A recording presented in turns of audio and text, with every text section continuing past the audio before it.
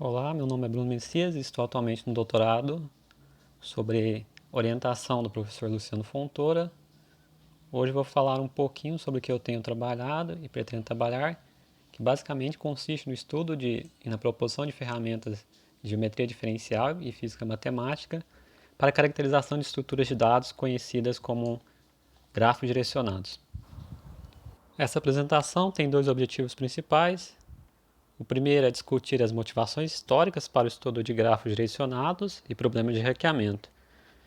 Isso indo desde o problema de ranquear jogadores até com o fato de selecionar sites ou pessoas que você deseja acessar ou seguir. O segundo objetivo é mostrar como o estudo de geometria e teoria de grupos pode auxiliar na compreensão da estrutura que define tais problemas de ranqueamento. Esse segundo objetivo está mais relacionado com o que eu estou fazendo. Então, antes de iniciar a introdução, é importante eu deixar um termo bem claro aqui. O termo mais importante que eu vou falar é ranqueamento, que no sentido do dicionário significa o ato de atribuir a algo ou a alguém algum tipo de pontuação que coloca essa coisa ou essa pessoa em uma posição inferior ou superior aos demais.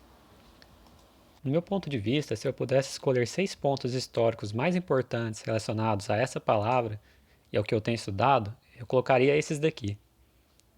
Dá para ver que, apesar de ter 2 séculos de história, alguns temas são recentes e parecem até desconectados. Mas todos esses eventos históricos têm alguma relação com o problema de ranquear coisas ou pessoas. Se voltarmos quase 200 anos atrás, encontraríamos o físico matemático Jean-Charles de Borda, que se preocupou com quão representativo era um sistema de eleições quando ele é construído baseando-se apenas na contagem de votos e não na relação de preferência entre candidatos, que é o caso da maioria das democracias. O que Borda percebeu é que, em um sistema de contagem simples, o candidato mais odiado pode ser o eleito, que é o que pesquisas de opinião indicam que aconteceu nas eleições francesas de 2007. Outro problema que o ato de ranquear pessoas aparece é quando temos a tarefa de distribuir prêmios em dinheiro para enxadristas ou decidir quem é o vencedor de um campeonato de futebol. Esse problema começou a ser discutido de forma séria ainda no século XVIII. Para explicar, suponha 3 jogadores que competem entre si. Podemos criar uma tabela de partidas tal que se A ganhou de B, colocamos 1 na linha A, coluna B. Se houver um empate, colocamos meio para cada um e deixamos vazio caso os jogadores não tenham competido entre si. Esse tipo de tabela pode ser melhor representado de forma mais compacta, no que é conhecido como grafo direcionado com pesos, onde o sentido das arestas representam quem ganhou de quem, e quando houve um empate, criamos o que é chamado de aresta não direcionada. Buscando um sistema de distribuição de prêmios que fosse estável e que não sofresse tantas influências de concluios, Edmund Landau, em 1895 e 1915, formula o problema de distribuição de prêmios como um problema de estabilidade. E eu disse aqui no título Perron antes de Perron porque Landau propõe resolver esse problema usando o que viria a ser conhecido como Teorema de Perron-Frobenius. De forma resumida, Landau conclui que a melhor forma de distribuir os prêmios seria achar a solução estável para uma caminhada aleatória no gráfico de jogadas. Por isso, Landau também é acreditado como um dos primeiros cientistas a fazer a análise de redes sociais, com a definição do que viria a ser chamado centralidade do autovetor.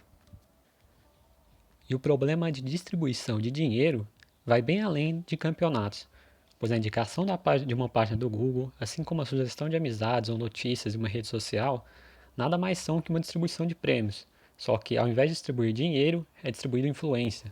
Por exemplo, revistas cientistas são comumente hackeadas de acordo com alguma medida de influência intelectual que eles exercem.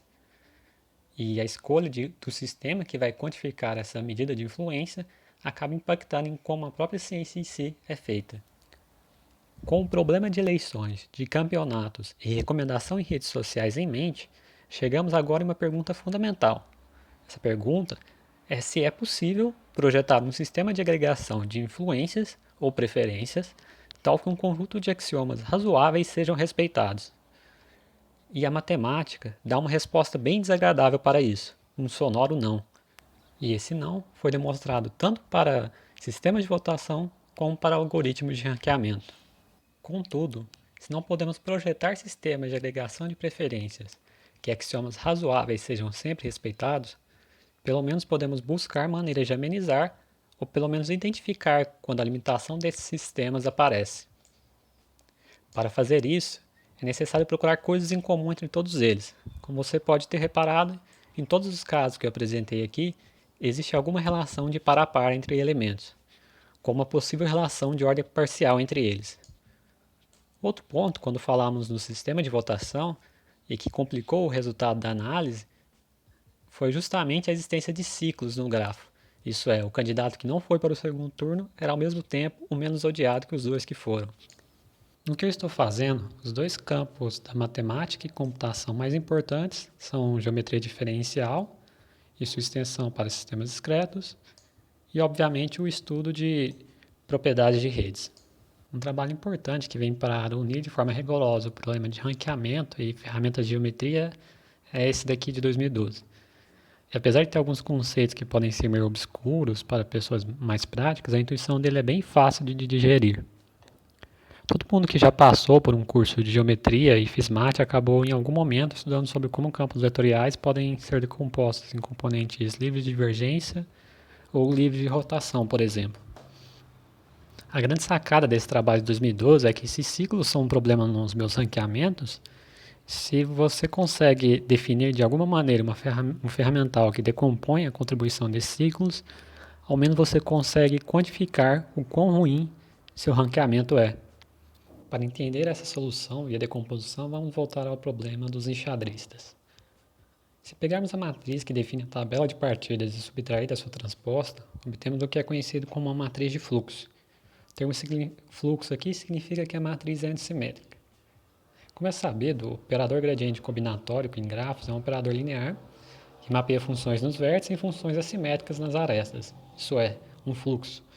Mas aí entra um ponto. Nem todo fluxo nas arestas vem de um gradiente, apesar de todo gradiente levar em um fluxo. A grande sacada, então, é agora buscar uma função que associe um score com cada vértice do grafo, ou seja, uma pontuação com cada pessoa ou site, algo que o gradiente dessa função seja o mais próximo possível da matriz de fluxo obtida a partir das matrizes de partidas ou preferência. O que estamos focando agora é como modificar já de início os operadores gradiente e divergente utilizando deformações de grupo, para que isso nos facilite compreender melhor a função dos ciclos e propor algoritmos para o caso de grafos direcionados. Porque no caso de grafos direcionados, os operadores gradiente, laplaciano, são não hermitianos, o que gera uma série de problemas, tanto do ponto de vista de interpretação de resultados, como de limitação de utilização de algoritmos.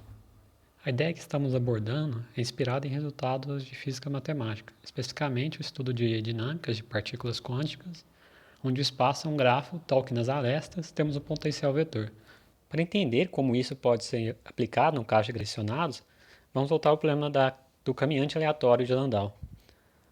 O caminhante proposto por Landau é descrito apenas pela posição do vértice, no caso o bar, que ele se encontrava. Agora, no nosso caso, adicionamos ao bêbado uma fase, que diz o quanto ele girou em relação a algum referencial. A sacada agora, para levar esse problema para o caso de grafos direcionados, é que podemos substituir as arestas direcionadas por potenciais vetores. Isso é, se o bêbado tem preferência de um bar em relação ao outro, ao passar pela aresta que representa essa rua, ele gira, e agora ele pode voltar para o bar que ele gostava menos, e ao fazer isso, o giro é desfeito. Essa maquinaria vai garantir que nossos operadores sejam todos hermitianos. A deformação que será responsável por fazer esse giro é descrita por essa função aqui, t, que é inserida nos operadores gradiente, divergente combinatórico, tal que nos permite definir o que é conhecido como laplaciano magnético, que nada mais é que a composição dessa operação de divergência com a operação do gradiente magnético. Como eu havia dito, ao contrário do laplaciano combinatório, o laplaciano magnético é hermitiano mesmo para o caso direcionado, o que é uma propriedade desejável. E o que eu vou falar a seguir é como nós usamos esses novos operadores com esse tipo de deformação para extrair informações desses grafos direcionados e como a propriedade de hermiticidade foi útil. A primeira coisa que estudamos com esse formalismo foram, obviamente, os ciclos que eu tanto falei. Para fazer esse estudo, nós pegamos grafos de comunidades que se conectam em formas de ciclos e calculamos numericamente a variância do espectro do operador laplaciano deformado. Nós escolhemos plotar essa variância em um sistema polar de coordenadas devido à simetria do grupo unitário. Nos plots, o parâmetro que controla a força do giro é justamente a coordenada polar, e a cor representa a intensidade da variância espectral. O que notamos foi o surgimento dessas pétalas, e conseguimos demonstrar, usando o formalismo de matrizes circulantes, que o número de pétalas é precisamente o próprio tamanho do ciclo. E essas pétalas são robustas mesmo se criarmos um pouco de ruído na nossa geometria, isso é, removendo ou adicionando conexões nas nossas comunidades. Outra coisa que acreditamos que seja importante e estudamos foi se seria possível usar esse formalismo para comparar redes direcionadas e se isso escalava bem. Recentemente, esse trabalho discutiu um método para fazer comparações entre redes com milhões de vértices, só que ele tem uma pequena limitação, que ele só funciona na ausência de direção, ou seja, um grafo não direcionado que não consegue representar preferências ou influências. Como eu disse nos slides anteriores, a vantagem de se fazer as deformações magnéticas nos operadores é que garantimos a hermeticidade. Com isso, conseguimos mostrar que é possível não só comparar grafos que podem representar preferências, mas fazer isso com eficiência para grafos com milhões de vértices e bilhões de arestas. Uma coisa legal que dá para fazer com o Laplaciano magnético, que foi proposta nesse trabalho, foi usar os autovetores do Laplaciano magnético para naturalmente definir um mergulho dos vértices em um espaço Sn. Com isso, os autores conseguiram mostrar que, dado um dataset de blogs da eleição americana de 2004, eles conseguiram revelar as estruturas de polarização que eram conhecidas qualitativamente. Embora não possa falar muito sobre isso, porque o tempo está acabando, mas era bom demais para ser verdade esse ferramental do Laplaciano magnético, e a gente descobriu que ele gera algumas inconsistências, ou seja, para grafos muito diferentes no sentido de hierarquia, de ranqueamento, esse mergulho desses vértices nesse SN pode gerar visualizações muito similares, que é o que a gente está tentando atacar agora, buscando novos tipos de deformações de grupo.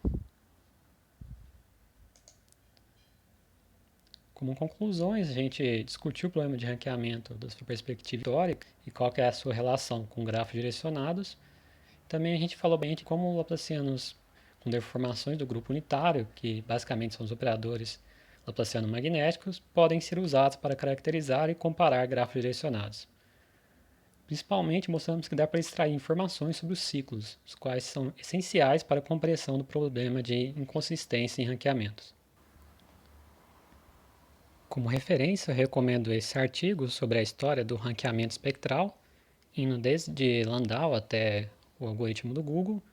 E recomendo também essas duas dissertações, e com mais especificamente a dissertação desse brasileiro, que é muito bem escrita, e ela trata da teoria de decomposição de Rod-Henke.